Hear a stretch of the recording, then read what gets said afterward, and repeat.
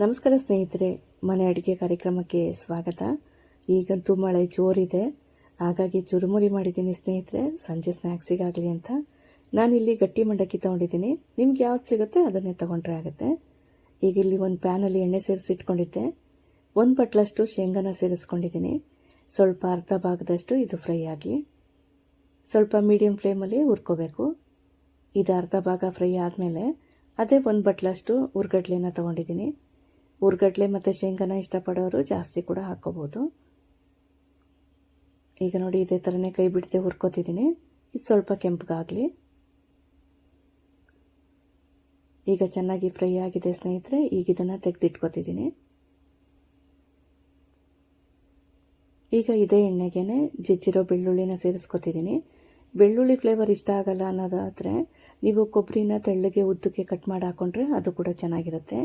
ಆದರೆ ಬೆಳ್ಳುಳ್ಳಿ ಹಾಕಿದರೆ ಇನ್ನೂ ಸ್ವಲ್ಪ ಚೆನ್ನಾಗಿರುತ್ತೆ ಈ ಚುರುಮುರಿಗಳು. ಈಗ ಇದು ಕೂಡ ಅಷ್ಟೇ ಸ್ವಲ್ಪ ಕೆಂಪಾಗಲಿ. ಈಗ ಸ್ವಲ್ಪ ಕರಿಬೇವಿನ ಸೊಪ್ಪನ್ನು ಬಿಡಿಸಿಟ್ಕೊಂಡಿದ್ದೆ, ಅದು ಕೂಡ ಸೇರಿಸ್ಕೊಂಡು ಇದ್ರ ಜೊತೆಗೇ ಫ್ರೈ ಮಾಡ್ಕೋಬೇಕು.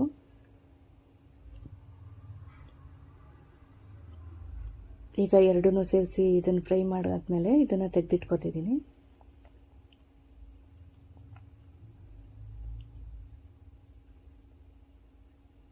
ಈಗ ಇದೇ ಎಣ್ಣೆಗೆ ಮತ್ತೆ ಸ್ವಲ್ಪ ಸಾಸಿವೆ ಮತ್ತು ಜೀರಿಗೆನ ಸೇರಿಸ್ಕೊಂಡು ಅದನ್ನು ಕೂಡ ಫ್ರೈ ಮಾಡ್ಕೋಬೇಕು. ಸಾಸಿವೆ ಸ್ವಲ್ಪ ಸಿಡಿಲಿ. ಬೇಕಿದ್ರೆ ಸ್ವಲ್ಪ ಇಂಗನ್ನು ಕೂಡ ನೀವು ಸೇರಿಸ್ಕೋಬೋದು.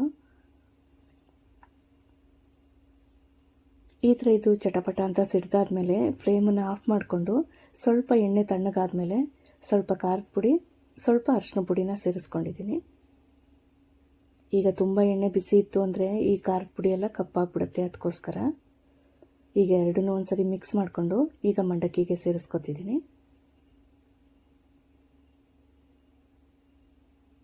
ಈಗ ಬಾಕಿ ಶೇಂಗಾ ಕಡಲೆ ಎಲ್ಲ ಹುರಿದಿಟ್ಕೊಂಡಿದ್ನಲ್ಲ, ಅದು ಕೂಡ ಸೇರಿಸ್ಕೋಬೇಕು. ಈಗ ಪಾತ್ರೆ ಚಿಕ್ಕದಾಗಿದೆ ಸ್ನೇಹಿತರೆ, ಇದು ಮಿಕ್ಸ್ ಮಾಡೋಕ್ಕೆ ಕಷ್ಟ ಆಗುತ್ತೆ. ಅದಕ್ಕೆ ಬೇರೆ ಪಾತ್ರೆನ ತಗೊಂಡು ಕೈಯಲ್ಲಿ ಚೆನ್ನಾಗಿ ಕಲಿಸ್ಕೋಬೇಕು. ಇದನ್ನು ಉಪ್ಪು ಎಲ್ಲ ಕಡೆ ಹಿಡಿಬೇಕಲ್ಲ, ಅದಕ್ಕೋಸ್ಕರ ಈಗ ಇದು ಹಾಕಾದ್ಮೇಲೆ ಸ್ವಲ್ಪ ಉಪ್ಪನ್ನ ಸೇರಿಸ್ಕೊಂಡಿದ್ದೀನಿ. ಈಗ ನೋಡಿ, ಉಪ್ಪನ್ನ ಸೇರಿಸ್ಕೊಂಡಿದ್ದಾಗಿದೆ. ನೀವು ಬೇಕಿದ್ರೆ ಸಕ್ಕರೆ ಪೌಡ್ರು ಕೂಡ 2 ಸ್ಪೂನಷ್ಟು ಸೇರಿಸ್ಕೊಂಡ್ರೆ ಚೆನ್ನಾಗೇ ಇರುತ್ತೆ. ಈಗ ನೋಡಿ, ಇದನ್ನು ಕೈಯಲ್ಲಿ ಚೆನ್ನಾಗಿ ಮಿಕ್ಸ್ ಮಾಡ್ಕೊಂಡಿದ್ದೀನಿ. ಚುರುಮುರಿ ರೆಡಿ ಇದೆ.